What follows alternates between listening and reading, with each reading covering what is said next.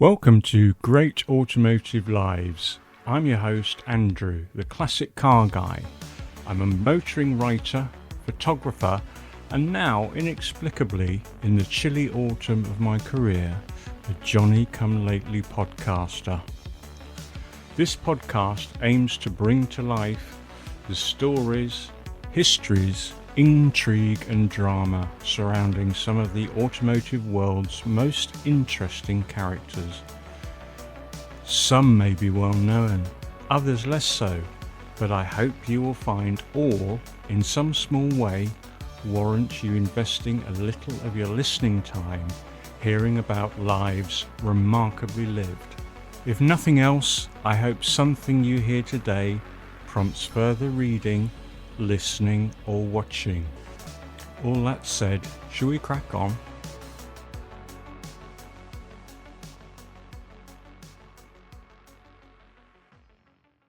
Why the Life of Henry Royce. I started season 1 of my Great Automotive Lives podcast with the remarkable tale of Charles Rolls and his tragically premature demise. His erstwhile partner in the now iconic Rolls-Royce venture did live longer, but was terribly shaken by the unexpected and dramatic loss of his business partner in 1910. You may often see Rolls and Royce characterised as the yin and yang of the nascent automotive industry. And that is true in terms of background and antecedents. Both men shared bottomless reserves of drive and unbounded imagination, however, that leads me to believe that they had much more in common than the traits that set them apart. Rolls may have been responsible for defining the rarefied target market for the company's products just by dint of his aristocratic connections, but Royce spent 23 years ceaselessly constructing an unparalleled corporate legacy on those early foundations. He may be, perhaps, the less glamorous member of the partnership, but without him there would be nothing to show for this fortuitous meeting of the wealthy socialite and the ex-newspaper and telegram boy.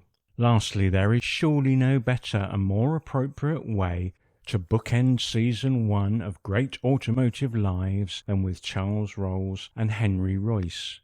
They are some uniquely impressive bookends after all. Have a listen and let me know what you think as I bring to you the great automotive life of Frederick Henry Royce. The Life of Henry Royce. Henry Royce's first business involved nothing so grand as elegant, silently running motor carriages for the rich and famous. Oh no.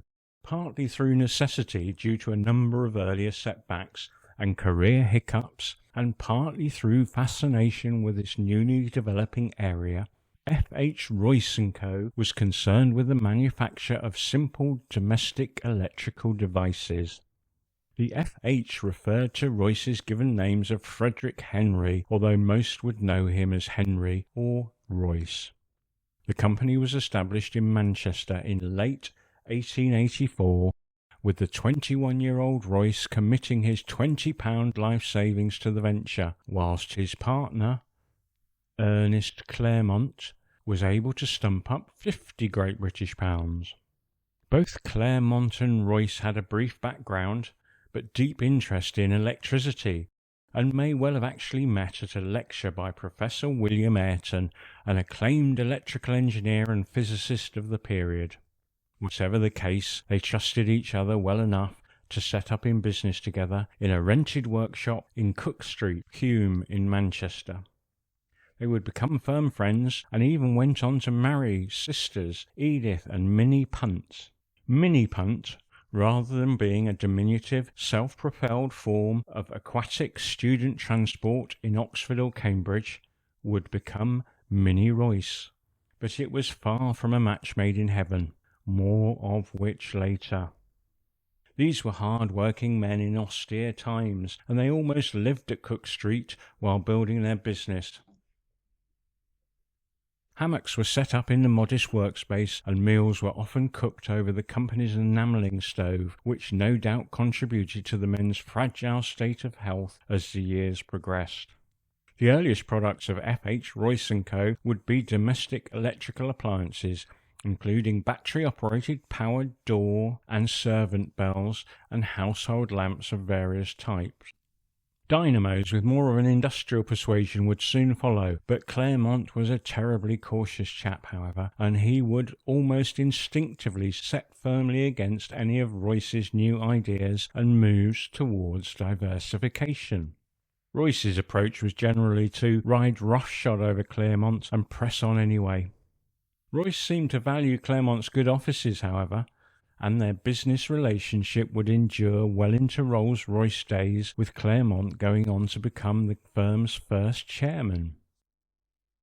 One such Royce-driven diversification was the company's move into crane manufacture. Claremont was concerned that they had no crane experience, but Royce pointed out that no one else did at that stage either. By 1899, the firm had supplied a number of mammoth, electrically driven 25-ton gantry cranes to the Great Central Railway. Ultimately, Royce Cranes would become a separate entity and endure right through until its sale upon the death of Henry Royce in 1933. It was also in 1899 that Henry's company would become Royce Limited and be described as electrical and mechanical engineers, makers of dynamos, meters, electrically driven cranes and hoists, arc lamps, etc. By 1901, however, business pressures were already building. The company's products were coming under competitive attack from lower quality, cheaper competition from Germany, and Royce was unwilling to lower the quality and hence price to match these newcomers. Personal pressures were mounting too.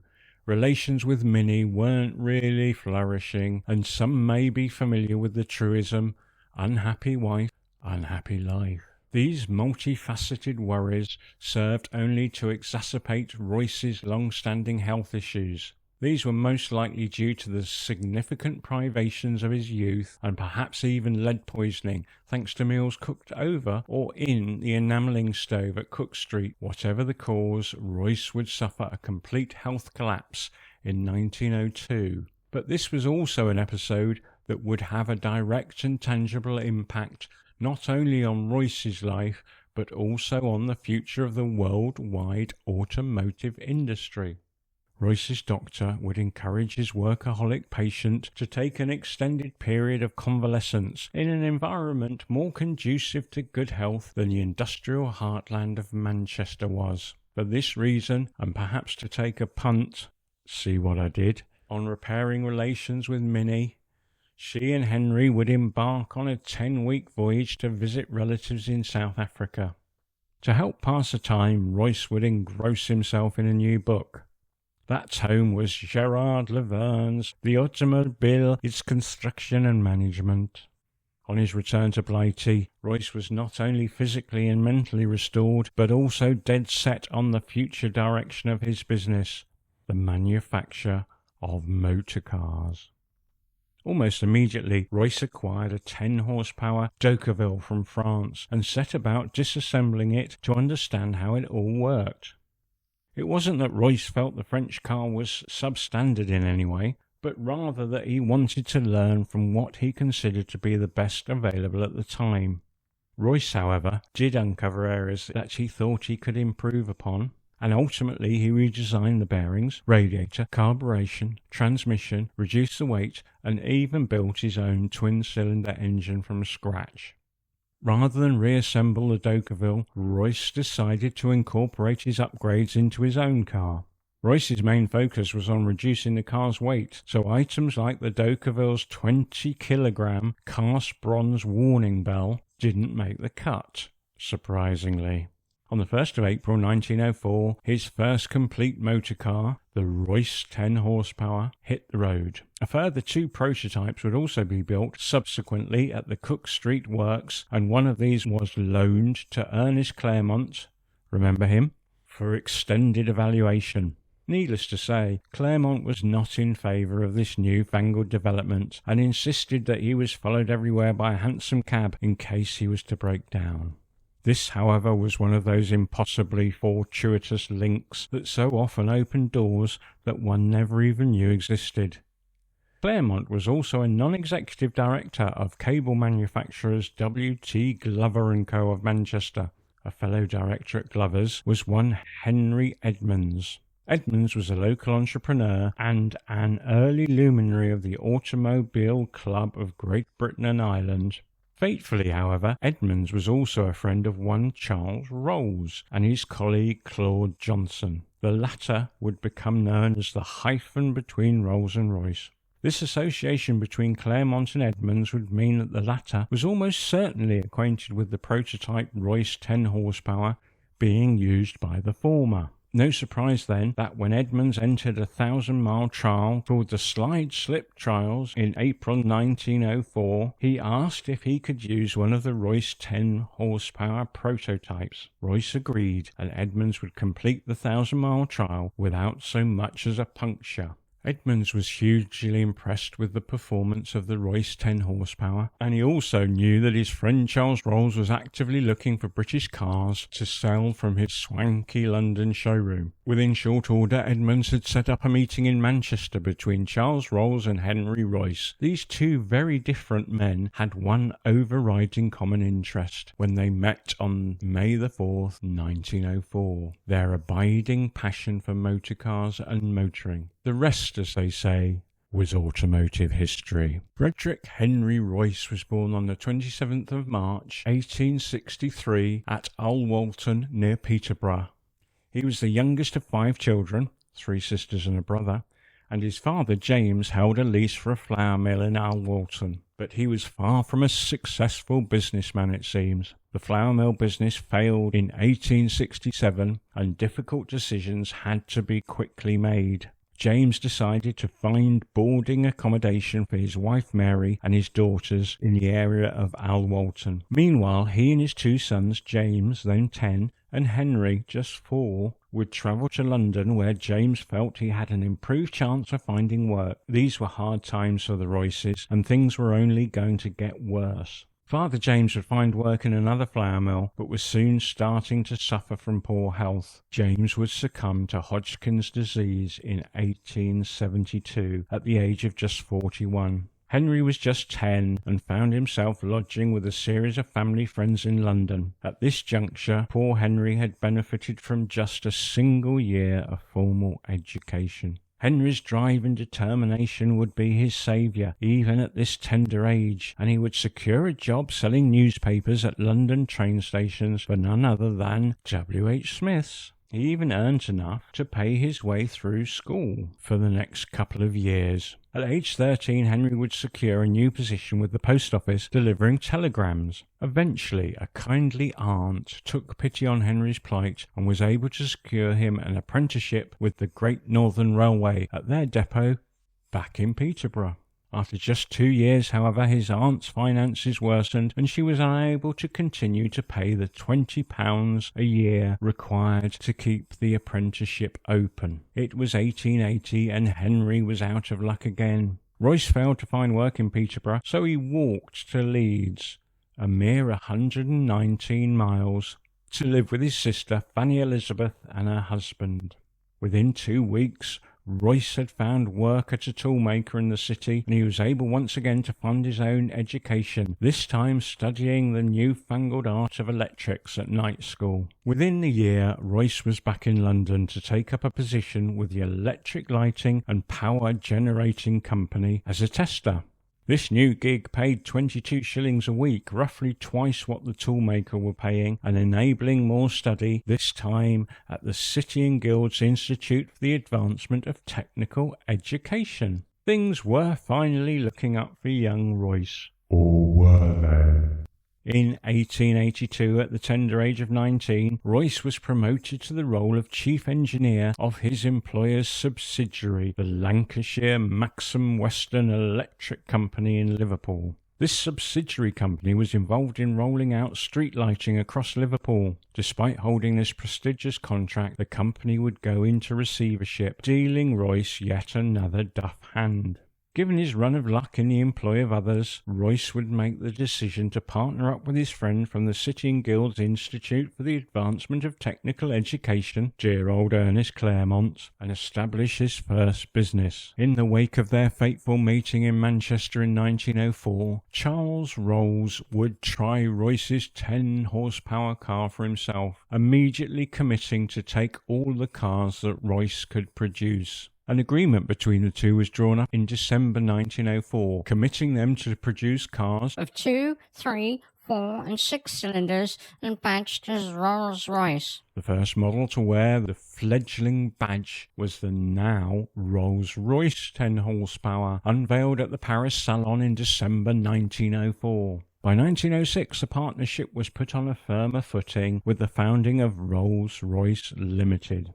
Royce was appointed as chief engineer and works director on a salary of £1,250 per annum, plus 4% of the profits in excess of £10,000. 1906 was also the year in which Rolls-Royce produced the 6-cylinder 40-stroke 50 horsepower, the legendary Silver Ghost.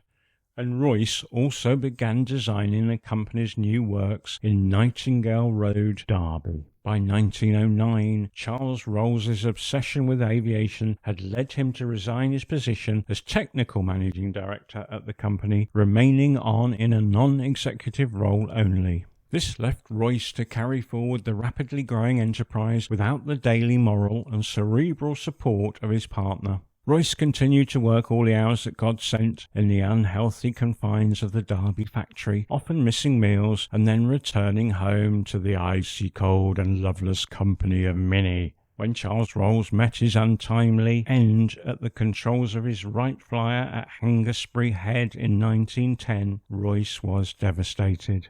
A confluence of these worries, pressures and lifestyle deficiencies led to another dramatic deterioration in Royce's health. In 1911, his doctors, friends and employees were even concerned that the spiritus rectus of Rolls-Royce might even fail to survive this latest health crisis. Dear friend and colleague Claude Johnson persuaded Rolls to join him on an extended road trip to, if nothing else, get him away from the pollution and pressures of Derby. The pair would journey across Europe to Egypt, and they spent the winter under the warm sun and clear blue skies of the African continent. In the spring they journeyed back through Europe and found themselves overnighting in a motel in Le Canadel in the Côte d'Azur in the south of France. Sampling the delights of Le Canadel, Royce almost immediately decided that he needed a home in the area. He instructed Johnson to buy some land and organise the building of 4 properties of his own design. One was for Royce, Villa Mimosa, another for Johnson, Villa Jaune. The third was to be a place for Royce to work, and the fourth would accommodate house staff and visitors from England,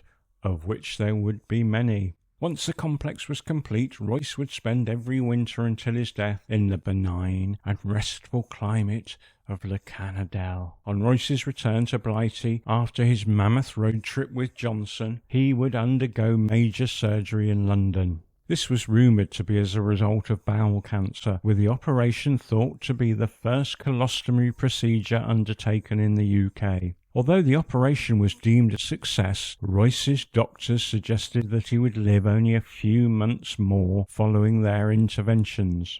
This seemed to usher in a period of recalibration and adjustment for Royce. He and Minnie would finally part ways in 1912, with Mrs. Royce remaining in their marital home in Quandon, just outside Derby. Claude Johnson engaged the services of a private nurse for his friend and boss, Royce, one Ethel Oban.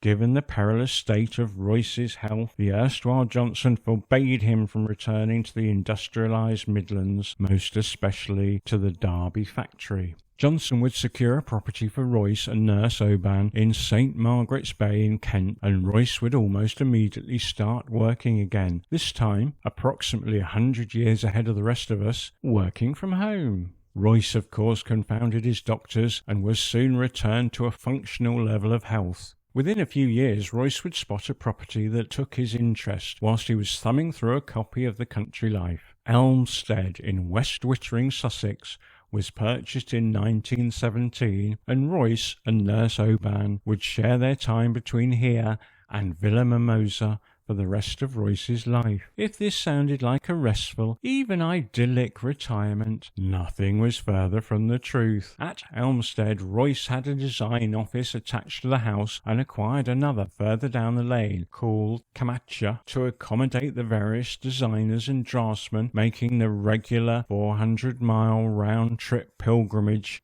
from Derby. In Le Canadel, a design office called Le Bureau was established, meaning that Royce could ply his workaholic ways at all times of year. With his health confoundingly somewhat restored and all the necessary arrangements made for remote working, Royce could press on developing his business. Or so he thought. Of course, in 1914, the outbreak of the First World War would stymie Royce's plans and send his business in a tangentially different direction. As far back as 1909, Charles Rolls had been entreating Royce to design an aero engine. Royce hadn't been too excited by the prospect, and old cautious Claremont was dead set against it, of course. With Britain now at war, pressure was coming from a more impactful direction, with His Majesty's government urging Rolls-Royce to tender for the production of Renault-designed aero engines. This time the board capitulated, and the company ended up winning the government contract. Needless to say, Royce was dissatisfied with the Renault design and promptly created an improved version. The first example of the Eagle engine ran in early 1915 and thereby set a precedent for all Rolls-Royce aero engines to be named after birds of prey thereafter. Ultimately, over 4,600 Eagle engines were built, and Falcon and Hawk derivatives would soon swoop in. By the end of the Great War, Rolls-Royce were emphatically and inextricably in the aero engine business. Unlike Claremont, the late Charles Rolls would have been thrilled to have his name associated with a peerless and illustrious range of engines for aircraft. Royce, however, seemed to remain strangely ambivalent to his designs and to flight in general. It is widely accepted that Royce probably never flew in an aircraft of any type. Remarkable. Post-World War I was a period of consolidation for Rolls-Royce and personal growth for Royce himself. The roll call of sublime cars would continue, with Silver Ghost production recommencing in 1919 and the 20/25 and Phantom all following along. Royce would buy a 60-acre parcel of land adjacent to Elmstead and spend what spare time he had in learning land management and animal husbandry techniques with the same levels of diligence and attention to detail that he brought to his every endeavour. Other remarkable aero engines would follow, of course. Whilst strolling on the beach of West Wittering with a group of his engineers, Royce sketched a design for the new R engine with the tip of his cane in the wet sand. The engine would form the basis of the legendary Merlin engine, named for the small falcon rather than a fictional wizard that would become so instrumental in the development of the Hurricane and Spitfire warplanes and many others. By now, Rolls-Royce had lost its figurative hyphen, if not its typographical one. The supportive and able Claude Johnson passed away in 1926 at the age of 61. Johnson succumbed to pneumonia, and his loss must have been another significant blow to the physically fragile Royce. Despite these challenges and losses, Royce had one last corporate manoeuvre up his sleeve. Ever since W.O. Bentley had founded his eponymous firm in 1919, it had been an irritating thorn in Royce's side. Bentley's numerous racing successes, combined with a range of refined and luxurious road cars, created a sporting marque that many a traditional Rolls-Royce buyer would find deeply attractive. By the early 1930s, however, the global depression had hauled Bentley's finances below the waterline. Bentley was placed into administration and put up for sale by sealed bid auction. W.O. was confident that his friends at Napier Engineering would step up and rescue his beloved firm. In the event, however, a mysterious buyer called the British Central Equitable Trust placed the winning bid of £125,000. The trust turned out to be a front company set up by Royce to avoid the chance of Bentley somehow vetoing the fiscal advances of his most prominent and long-standing rival. In 1933, the first Bentley produced under Rolls-Royce ownership was launched in the form of the Bentley 3.5 litre, a sports-orientated iteration of the Rolls-Royce 20/25. Rolls-Royce marketed the model as the silent sports car, and it was widely admired. Even W.O. Bentley himself was quoted as saying, "Taking all things into consideration, I would rather own this Bentley than any other car produced under that name." Praise indeed. Royce, of course, now completely bedridden at Elmstead, felt that the car needed adjustable shock absorbers to make it the best it could possibly be. With a table set up over his bed, Royce would sketch designs for the required parts. The sketches bear annotations in both Royce's and Nurse Oban's hand, with the great man being too frail to write for himself at times. Eventually Nurse Oban was dispatched with the drawings and instructions to "Make sure the boys at Derby get this." On her return a couple of hours later, she discovered Royce's lifeless body, with a sketching pencil still clasped in his hand. The date was the 22nd of April, 1933. Frederick Henry Royce was 70 years old. Royce was quickly cremated at Golders Green Crematorium in London. Royce would have neither flowers nor mourners at his funeral. Only 2 people attended: Royce's solicitor, Albert Claremont, brother of cautious Ernest, and a Mr. Tydesley, who worked for Albert. Royce's ashes were returned to Nurse Oban initially, and later placed in an urn beneath a bust of him in the Rolls-Royce factory in Derby. Ultimately, the urn was taken back to Al Walton to be buried in the church in the village where Royce was born. The bulk of Royce's estate, valued at £112,000, roughly about £10 million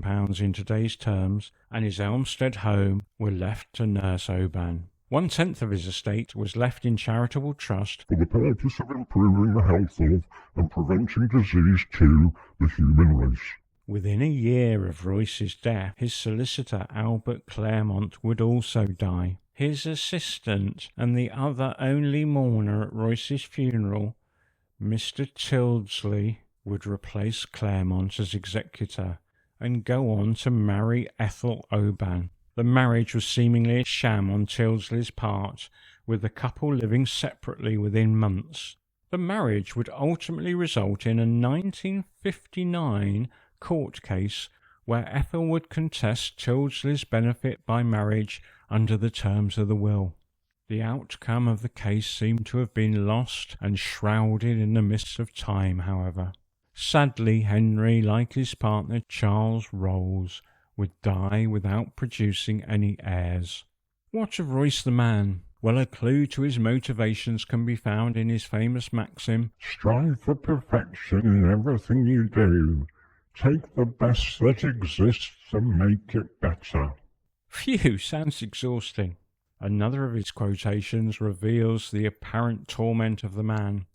Towards the end of his life, he rued that "My main regret is that I didn't work harder." presumably for 25 hours a day and 8 days a week, rather than the usual work-shy 24/7. I imagine that this relentless drive was the key to his surviving the various significant challenges to his health, as well as proving a constant frustration to those mere mortals in his employ. An early employee at the Cook Street Works was schooled on how to better utilise his broom on one occasion. No prizes for guessing where he probably felt like sticking said broom. And prospective cooks were tested to see if they knew how to boil potatoes properly. Royce seemed like a modest man, however, despite his myriad triumphs and achievements. He would routinely refer to himself as a mechanic, even after his ennoblement to the position of a baronet of Seaton in the county of Rutland in 1930 for his services to British aviation. Charles Rolls would have loved that part. The life of Henry Royce in summary. Given how extraordinary both Rolls and Royce were as men, it can hardly be a surprise that their company endures well over 100 years later as an automotive shorthand for excellence, peerless quality and prestige. More than that, however, their names and marque transcend the confines of automotive achievement to become a synonym for an apogee of quality, such as the Rolls-Royce of pianos, or the Rolls-Royce of watches, or the Rolls-Royce of, lawnmowers. The fact that neither Rolls nor Royce would live to witness the outbreak of the Second World War makes this achievement all the more remarkable. What has become clear, of course, over the 12 episodes of Season 1 of Great Automotive Lives is that you are never going to emulate this remarkable cohort's achievements between gap years, long periods of finding oneself, or extended bouts of making more time for the family. Nope. These folks all share at least one obvious trait, and that's relentless drive. How annoying is that? None probably more so, of course, than Frederick Henry Royce.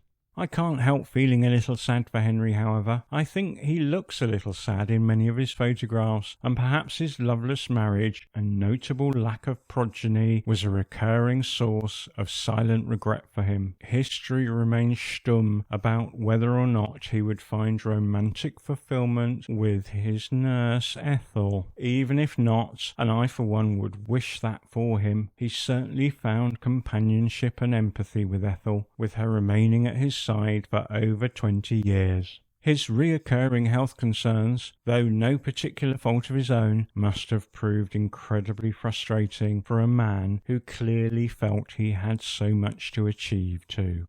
My abiding feeling about Henry Royce, however, is that if his is not the archetype of a great automotive life, then no one's is. By way of a brief postscript. As a brief aside, as I turn my enfeebled mind towards the auditory Everest that will become Season 2 of Great Automotive Lives, I would welcome your input, dear listener, and I use the singular advisedly, as to worthy subjects for our future scrutiny. I'm mindful that over 80% of Season 1's subjects are British, and 100% are of a male persuasion. It would be nice to address this imbalance next time around, methinks. Any ideas or suggestions from you in this or any other respect would be most welcome and quite unexpected.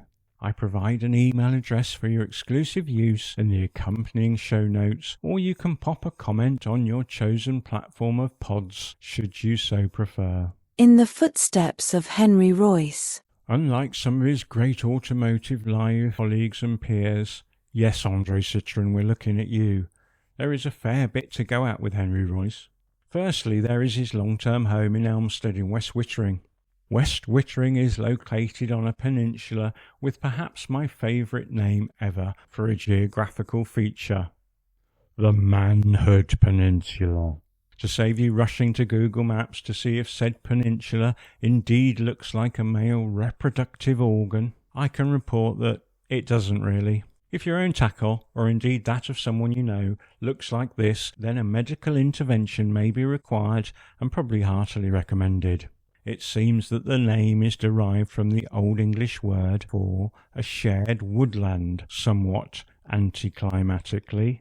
All that aside, it's a lovely area close to Chichester Harbour and looks out across the Solent towards the Isle of Wight, which isn't really white either. Both Elmstead and the nearby design studios are both private dwellings and Grade 2 listed buildings nowadays. A plaque can helpfully be found on the design studio reflecting its use by the engineers and designers from Rolls-Royce in Derby, a mere 400-mile round trip away. Some 900 miles distant from the Manhood Peninsula, you can still find Royce's winter home, Villa Mimosa, and Claude Johnson's Villa Jaune in Le Canadal in the south of France. Some memorial plaques can be found here, and the wealthier amongst you can even rent these properties as holiday accommodation if you are taking your Royce pilgrimage particularly seriously. The prices vary by season and duration, of course, but we're talking somewhere between £4,000 and £10,000 per week. It's a pretty swanky location after all, with a unique provenance. And no, I'm sadly not receiving a commission from the owners, before you wonder. A bit closer to home, well, my home at least, my analytics divulge that I have at least one brave listener in New Zealand, so maybe less handy for you, sir or madam, is Westminster Abbey in London. In the north aisle of the nave of the Abbey, and unveiled in 1962, is a memorial window dedicated to Royce's memory.